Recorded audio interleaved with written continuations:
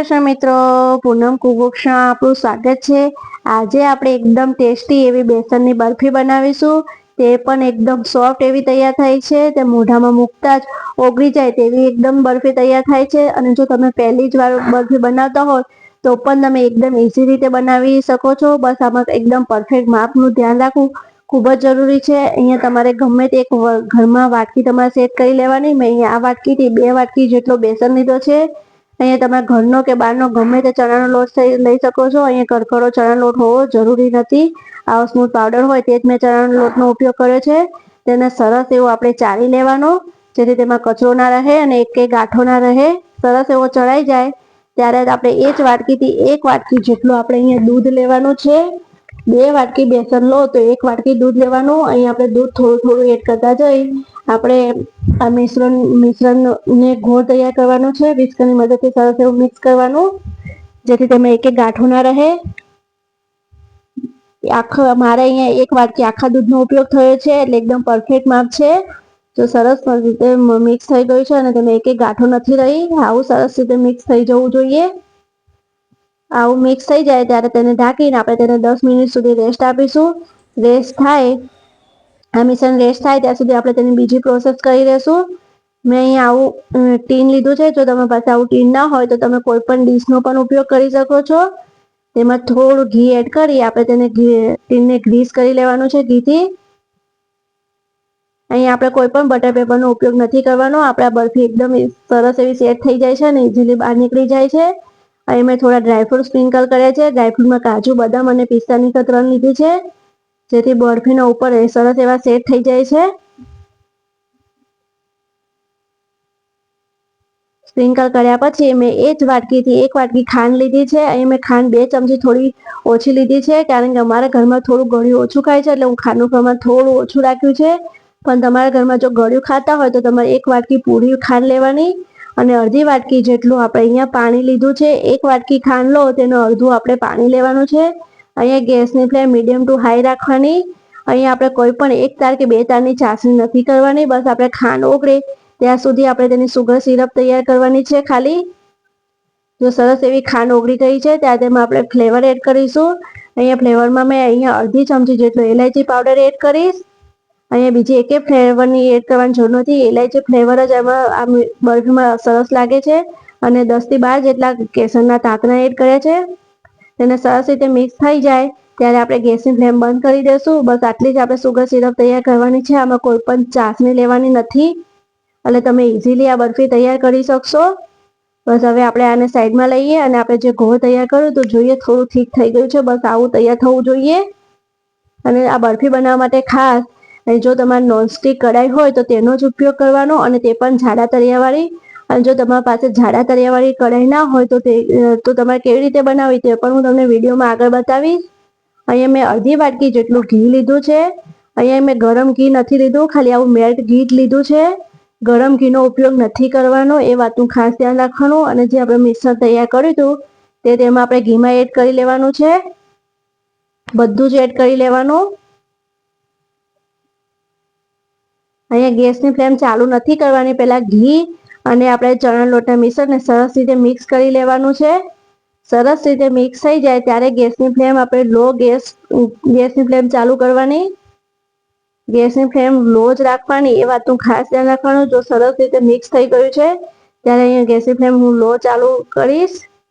અને જો તમારી પાસે પતલું તળિયું હોય કઢાઈનું તો આવી રીતે રોટલી કરવાનો તવો નીચે મૂકી તમે તેના પર કઢાઈ રાખી તમે લો ગેસે તમે આ બરફી બનાવી શકો છો। પણ મારું તળિયું જાડું છે કઢાઈનું, એટલે હું તવો રાખતી નથી। બસ હવે આ લો ફ્લેમ ઉપર જ આપણે આ બરફીને તૈયાર કરીશું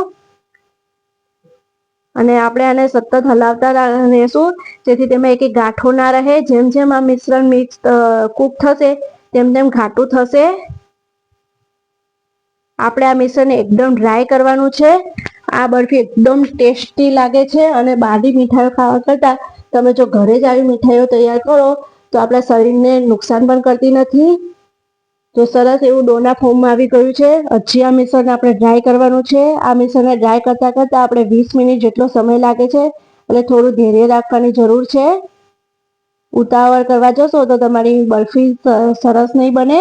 અને ચણા લોટે કાચો રહેશે અને તમારે મોઢામાં ચોટશે એટલે ખાવાની મજા નહીં આવે.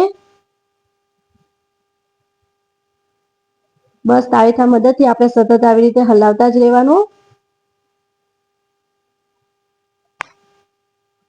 જો જેમ જેમ આપણે કૂક થાય છે તેમ તેમ મિશ્રણ આપણું ડ્રાય થતું જાય છે. જો આટલું ડ્રાય થાય ત્યારે હું તેમાં 2 ચમચી જેટલું સૂજી એડ કરી દઈશ, જેથી આપણી બરફી દાણાદાર તૈયાર થાય. હજી આપણું બેસન કાચું છે, અહીંયા આપણે 2 ચમચી જેટલી સૂજી એડ કરીશું. હવે સૂજી અને આપણે આ ચણા લોટ છે ડ્રાય થયેલો, તેને આપણે હજી શેકવાનો છે. જ્યાં સુધી તેનો કલર બદલાય ત્યાં સુધી આપણે તેને શેકતા રહેવાનું. જેમ જેમ શેકાશે તેમ તેમ તેમાંથી સુગંધ આવશે અને તેનો કલર પણ બદલાઈ જશે.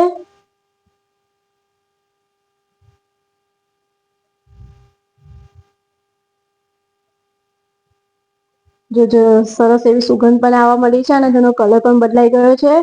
બસ આટલો કલર બદલાય ત્યાં સુધી આપણે તેને ચણા લોટને શેકવાનો અને સરસ એવો દાણાદાર પણ તૈયાર થયો છે, જોઈ શકો છો.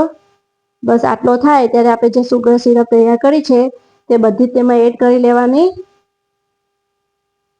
અહીંયા થોડી પડી પડી આપણી કડાઈમાં ચોટી હશે તે તાવીથા મદદથી આપણે બધી જ સુગર સિરપને લઈ લેવાની. હજી ગેસની ફ્લેમ આપણે રોજ રાખવાની, ફાસ્ટ નથી કરવાની. બસ હવે સુગર સિરપ એડ કર્યા પછી તેને 2 થી 3 મિનિટ સરસ એવી મિક્સ કરી લેવાનું. 2 થી 3 મિનિટ કૂક કરશો એટલે આપણું ચણા બરફી તૈયાર થઈ જશે. તો સરસ એવું ડોના ફોર્મમાં ફરીથી આવી ગયો. આટલો સરસ એવા ડોના ફોર્મમાં આવી જાય ત્યારે હું તેમાં અડધી ચમચી જેટલું ઘી એડ કરીશ. બસ ઘીને આપણે સરસ રીતે મિક્સ કરી લેશું. સરસ રીતે મિક્સ થઈ જાય ત્યારે આપણે ગેસની ફ્લેમ બંધ કરી દેશું અને જે ઘીથી ગ્રીસ કરેલું ટીન છે તેમાં એડ કરી દેશું મિશ્રણને. બસ આનાથી વધારે આપણે ડ્રાય થવા નહીં દેવાની. બસ હવે બધું જ મિશ્રણ આપણે ટીનમાં લઈ લેશું અને તાવીથા મદદથી સરસ એવું સેટ કરી લેશું. આપણે ડ્રાયફ્રૂટ સ્પ્રિંકલ કર્યા છે તે આપોઆપ જ આ બરફીમાં સેટ થઈ જશે. જો તાવીથાથી ના ફાવતું હોય તો તમારે સપાટ વાડકી ઘીથી ગ્રીસ કરી તેનાથી સેટ કરી લેવાનું. એકદમ ઇઝીલી સેટ થઈ જાય છે. સેટ થયા પછી આપણે આને ઠંડુ થાય ત્યાં સુધી ઢાંકીને રાખવાનું છે.